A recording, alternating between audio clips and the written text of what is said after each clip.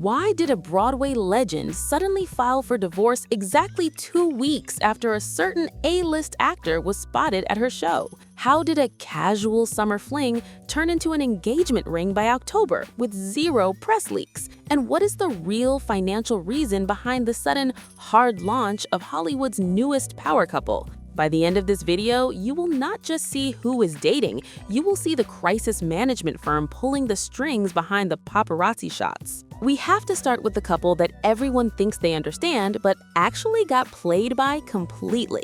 Look at this photo from Glastonbury Festival in June 2025. You see Paul Mescal and Gracie Abrams looking adorable, right? It was the photo that broke Instagram. But look at the timestamp on this fan tweet from February. 4 months earlier. That is not a random sighting. That is a strategic soft launch. According to insiders who spoke to Rolling Stone back in the spring, this relationship was not new in June. It was a masterclass in slow drip PR. Most people believe Paul Mescal is the king of privacy. The narrative is that he hates the spotlight and just wants to act. But the reality of his 2025 romance with Gracie Abrams suggests a very different game plan. Remember when they were spotted at that tattoo parlor in New Zealand earlier this year? The press called it a spontaneous date, but let's look at the touring schedule. Gracie was on the literal other side of the world for her tour.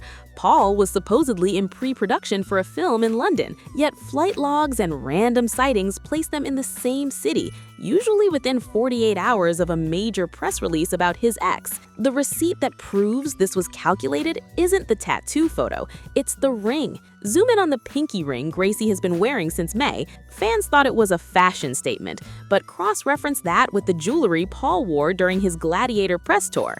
It is the exact same custom design. They were signaling to each other and to the press months before they let you catch them at Glastonbury. This wasn't a hidden romance, it was a staged rollout designed to boost her album sales and soften his heartbreaker image. And it worked perfectly, until you realize that the privacy they claim to cherish is actually just exclusivity sold to the highest bidder. But if Paul and Gracie were the masters of the slow burn, our next couple is the definition of a dumpster fire that somehow became a gold mine. We need to talk about the absolute chaos of Sabrina Carpenter and Barry Keoghan. If you are still confused about whether they are together, broken up, or on a break, congratulations, that is exactly where they want you. Let's go back to December 2024. People magazine reports they decided to take a break. The internet mourns. But then, fast forward to June 2025, Sabrina drops the single Man-Child. The lyrics are brutal. She is singing about a partner who needs a babysitter, someone who embarrasses her. Everyone immediately assumes it is a diss track about Barry. The streams go through the roof. It is the song of the summer. But here's the twist that nobody wants to admit. Look at the credits on the music video. Look at the producer list. And then look at who liked the announcement post within 3 minutes of it going live. Barry Keoghan. Why would a man who is supposedly the subject of a humiliating diss track double tap the evidence? Because in 2025, conflict is currency. According to a source close to the production, the breakup narrative was essential to fuel the short and sweet deluxe era. A happy couple doesn't sell heartbreak anthems. We watched them play this game all year. In August 2025, just weeks after the man-child drama peaked, Barry is seen wearing a friendship bracelet with her initials at a premiere. The tabloids scream reunion. The streams spike again. Then, in October, they're off right before his movie drops. It's a pendulum swing that generates millions of dollars in free press for both of them. They aren't a toxic couple, they're a profitable corporation. The receipt here isn't a text message, it is the Spotify chart. Every time they split, her streams go up 40%. Every time they reunite, his Google search volume triples. You aren't watching a romance, you're watching a business merger. Now, we have to address the elephant in the room, the story that has dominated 2025, but one that makes every other scandal look like child's play. Hugh Jackman and Sutton Foster. If you believed the official statement that they just happened to fall in love after their respective marriages ended naturally, I have a bridge to sell you. We need to construct the real timeline. hour by hour, because what they told you is biologically impossible without a time machine. Let's go back to late 2024. Sutton Foster files for divorce from Ted Griffin in October. The paperwork cites irreconcilable differences, standard legal jargon. But look at the date, October 22, 2024. Now let's look at Hugh Jackman. He announced his separation from Deborah Lee Furness in September 2023. On paper, it looks clean. Hugh was single for a year, Sutton became single a year later. No harm, no foul, right? Wrong. Rewind the tape to 2022. Hugh and Sutton are starring in The Music Man on Broadway. The reviews are glowing. They talk about their incredible chemistry. In an interview with Vogue from that summer, Sutton calls Hugh one of my best friends. She says he disarms everyone. It sounds innocent, but look at the red carpet photos from the Tony Awards that year. Body language experts have been screaming about this for months. The way he positions himself, the way they mirror each other, this wasn't collegial, this was intimacy. The smoking gun arrived on January 7, 2025.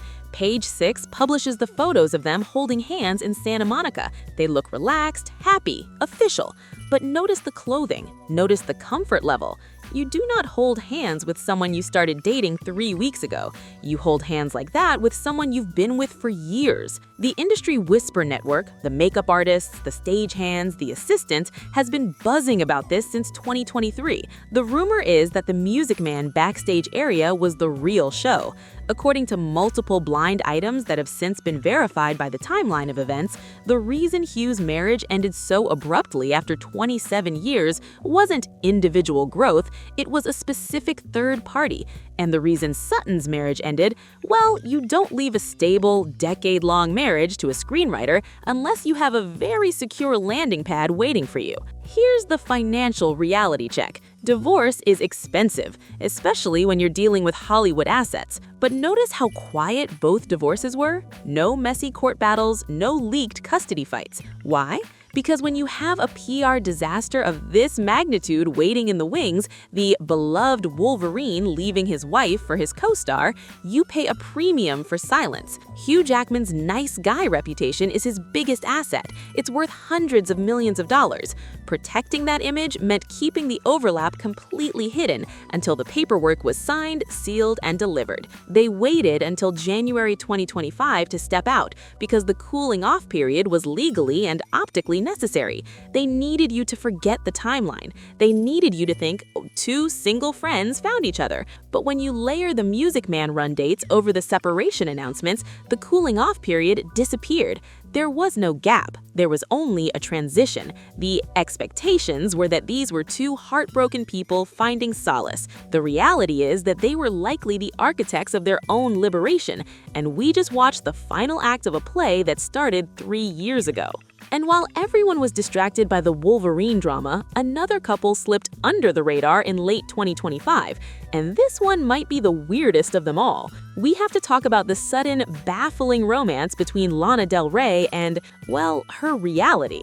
You remember in late 2024 when she married the alligator tour guide Jeremy Dufresne. The internet laughed. They said it wouldn't last 3 months. They said it was a bit. Well, it's December 2025, and guess what? They're the only couple on this list that feels 100% authentic, and that is terrifying the industry. In October 2025, they showed up to Paris Fashion Week. Lana in Valentino, Jeremy in a navy jacket and a baseball cap. It was jarring. It looked like a glitch in the simulation. But watch the video from the runway show. He's not looking for the cameras, he's not checking his phone, he's holding her purse, he's blocking the paparazzi. Unlike Paul and Gracie with their coordinated jewelry or Sabrina and Barry with their monetized breakups, Lana and Jeremy aren't selling anything. There's no couple brand, there's no joint podcast. There's just a guy who works in a swamp and a global superstar who seems completely over the Hollywood machine. The expectation was that Lana would get bored, or he would get overwhelmed. The reality is that Lana Del Rey pulled the ultimate power move. She opted out of the PR dating game entirely. While Hugh is managing timelines and Sabrina is managing streams, Lana is sitting in a parking lot in Louisiana, unbothered.